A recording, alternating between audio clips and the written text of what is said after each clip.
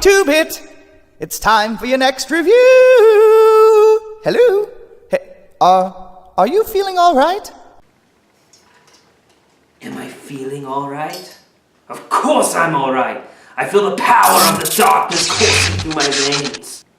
You want a review? How's this for a review? I find your storyline boring, your graphics are subpar at best, your voice is grating on my ears, and I find your replayability non-existent. Now, here is my final verdict. Ow! Ow! Owie! Ow! Ow! Ow! Ow! Ow! Ow! Ow! Ow! Okay, I'll let you pick the next review. Just do Star Wars first. This guy's a maniac.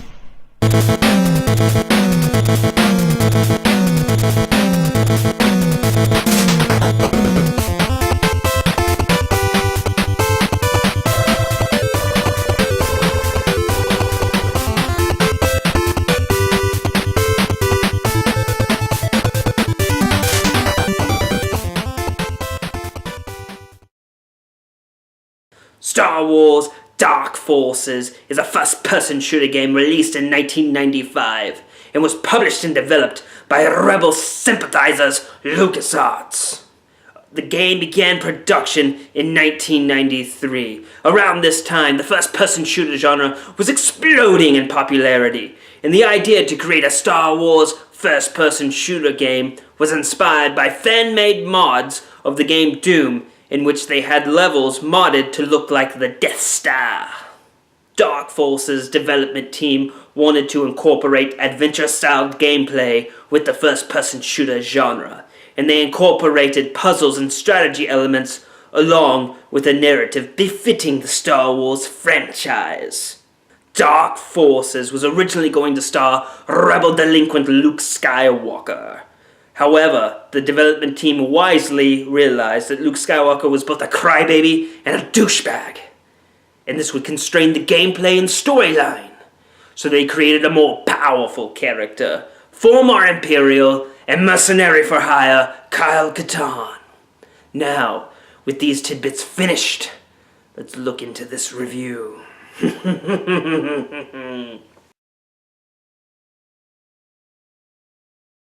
The presentation is quite good, showing you the absolute best the Imperial Armed Forces has to offer, even if it is from a rebel terrorist's perspective. This game is fully voiced and has animated cutscenes which really immerses you in the awesome galaxy of the Galactic Empire. The plot revolves around a terrorist mercenary for hire, Kyle Katarn, with his pilot Jan Ors, being hired to steal the plans of the Death Star. Shortly after they complete their mission, Lord Vader oversees General Hawk's, the hero of our story by the way, Dark Trooper program. The Dark Trooper is far smarter and more powerful than the clumsy Stormtrooper. Darth Vader is very impressed and pleased by this when he sees them take out a rebel base in mere minutes, and he approves the program. The main story arc is you playing the Rebel Slime, trying to figure out what the Dark Trooper program is and how to take it out. Dark Forces has a lot of excellent cameos, like Lord of the Sith Darth Vader, Bounty Hunter Boba Fett, Crime Lord Jabba the Hutt, and that wicked witch Mon Mothma. These cameos are great nods to the source material of the game. The overall presentation is excellent, worthy as one of the best in the history of the Galactic Empire.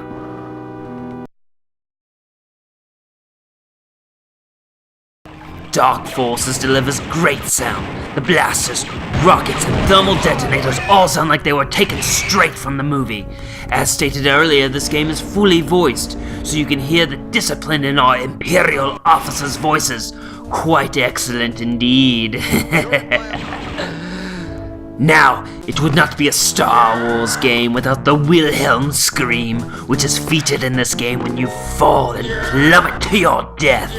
Music for Star Wars Dark Forces was mostly original works from the composer, though the game's music is heavily inspired by the great John Williams. The composer for Dark Forces did an excellent job creating a great soundtrack to the game.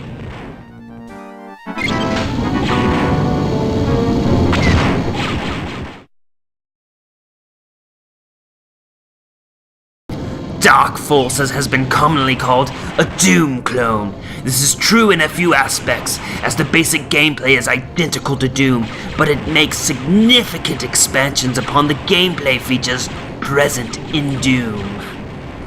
Gameplay mechanisms that were not common at the time of release include the ability to look up and down, duck, jump, and swim.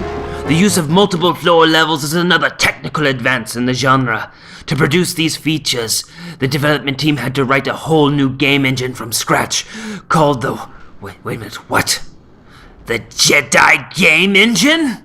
They should have called it the Sith Engine!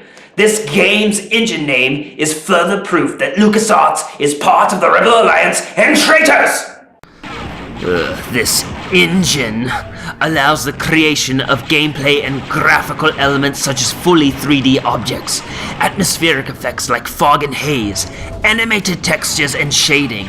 All this together brings a very solid and great experience. One critique I can give this game is some levels felt dragged out, especially the last few levels in the lead up to the final level. They felt more like filler than anything else. They could have cut out a bit and even combined parts of other levels to make it feel more a part of the core story. Instead of like, here you go Darth 2-bit, more obligatory levels to enhance the length of the game and yet add nothing else to the overall experience. This game will give you a very satisfying ending. That is, if you're a rebel pig, with Kyle Katarn blowing up the Dark Trooper ship with the great General Hawk still on board, ending the protection of Dark Troopers from the terrorist Rebel Alliance. If only Lord Vader had been on board and not looking for his bastard child, this game would have ended quite differently, I guarantee it. All that being said though, the gameplay is very excellent, with the plot being very much a Star Wars story.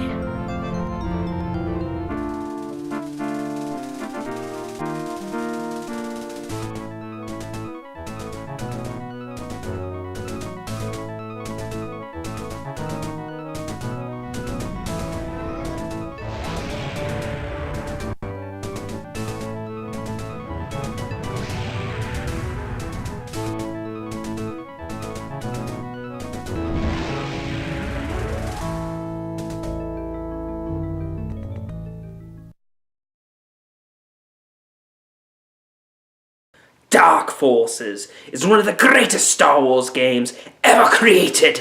A must-buy, even for a weak-minded fool. Though I must admit it is pure propaganda, created by the biased, left-wing, rebel-supporting LucasArts. But don't worry, for my new apprentice has already taken care of them. I'm Darth 2-bit. Embrace the dark side and play on.